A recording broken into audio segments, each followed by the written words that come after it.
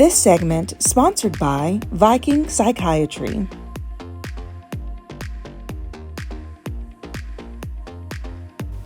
Lately, it really feels like everyone seems tired, unmotivated, or overstimulated. And you may be wondering what's happening to our brains. Well, today on Mental Health Matters, Sean Goddard from Viking Psychiatry is here to help us decode dopamine and how we can have burnout from it. Hello, Sean. Hello. How are you? Good, thank you. Good. Okay, so this is such an interesting topic because dopamine really does impact us on a daily basis. So can you start by sharing what is dopamine in our system? Yeah, dopamine is really our reward or our motivation molecule, right?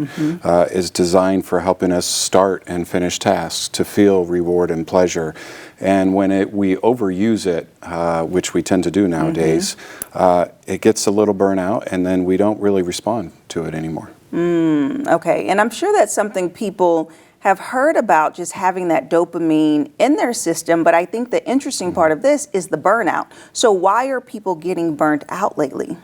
Yeah, really, it just comes down to our lifestyle and overuse of dopamine, right? We're getting constant notifications and going onto social media and getting a little digging there and TikTok, right? And overstimulation and having to pay more attention. And so when we're constantly using that dopamine reward system, we desensitize ourselves to it, right? It doesn't work as well. And so often what we end up doing is driving for more and more dopamine, and we have to do more excessive things to get that dopamine response and reward, which can also lead us to making, poor decisions, feeling depressed, having even more difficulty focusing and paying attention. It really plays a significant effect on the brain.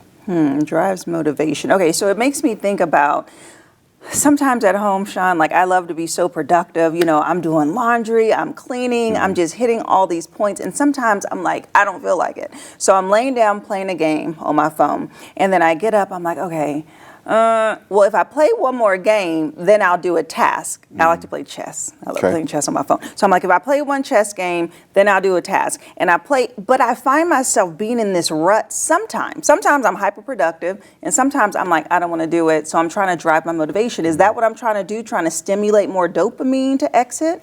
Well, I think in a situation like that, I assume you don't love doing laundry, right? No. Who does? Not a lot of people, right? And so you don't get any reward from doing laundry, right? And so you're not releasing dopamine, right? Maybe we should, right? Maybe you should put some soundtracks in the background, and when you get up, you press a button, and a Rocky moment. But the truth is, it's not something that you enjoy, so you're not getting rewarded, right? You're not getting that release of dopamine. Although sometimes when you get up, you do it, and you get everything put away, and you go, all right, I did it, right? I got all this done. You do get a little bit of a rush and reward. But the task itself is not rewarding. However, that game that's right in front of you is. It is releasing dopamine. And so when you say, I'm going to play a game and then I'm going to go do the laundry, and you get ready to end that game, your brain is realizing that you're about to step away from that activity that's making you feel good. And we don't want to do that, right? We want to stay with what's making us feel good. And so we become overstimulated with that. And then the problem is we need more games and more games, right, to continue to feel that reward or that success or the next level, right? I tell people all the time, I used to be a heavy World of Warcraft player, and I gave a lot of my life to that game.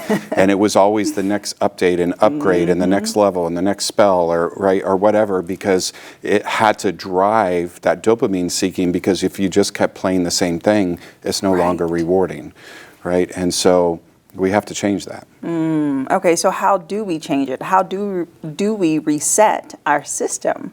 Yeah, I really recommend taking dopamine breaks, right? To step away from those things that you're finding so rewarding, because we have to begin to find more natural rewards in life, right? And we find a lot of artificial. So, for example, I do have some social media because, well, I need to have it because of the business. Right. But I have notifications turned off on all of my social media. Right. So that I'm not getting that constant bombardment of, you have a post response, you have this, you have that, right? Or, Susie Q said this. And so getting on there and getting stuck into that rut and seeking more and more. So I turn off all those notifications. So doing simple things like that, putting your phone phone down, shutting off the phone after a certain time. On my phone, I have my phone set to go to sleep schedule, if you will, at 9 o'clock at night. And so what that means is no notifications come through, right? And then I'm plugging the phone away from my bed, right? Not right next to my headboard where I can, oh, well, maybe I should just see, right? So I plug it across the room. Doing those types of things to allow our brain a break and to reset and renew. It's kind of like, you know, having a massage is really nice, right? But imagine if whoever was massaging you just kept massaging the same thing over and over and over and over again. Well, there becomes a point where that massage isn't feeling any good anymore, right? It's not providing any reward. They should be moving around and doing other parts. That's what we're doing to ourselves, right? We're just massaging that same point over and over again to where we don't get the reward and we don't get the benefit. So we got to take a break and allow things to reset. Take a break, so we're getting kind of desensitized to it. So you mentioned natural dopamine, and I'm trying to think, so is it that we have curated dopamine that we know that, or rather actions that we take that we know will release it, and then there's just natural forms out there? What did you mean by natural dopamine? Well, we naturally release dopamine to in response to different events, right? And so, you know, it used to be those dopamine releases were a lot farther apart. But now with, I mean, between, for example, smoking releases dopamine, eating something sweet releases dopamine, right? When you're feeling good, you're releasing that, you're activating that reward system and releasing dopamine, and that's a natural thing, but we can artificially cause release naturally, right? Because we keep putting things in to cause that release. And so then that's when we begin to desensitize ourselves because we don't get that fix, if you will, that we used to get. And so we need more and more and more because we're becoming desensitized to that response. And so what we have to do is reset that point so then we begin to feel that reward more. Yeah, okay, good stuff. Thank you. We cannot be overstimulated. We got to reset. That's what I took from that.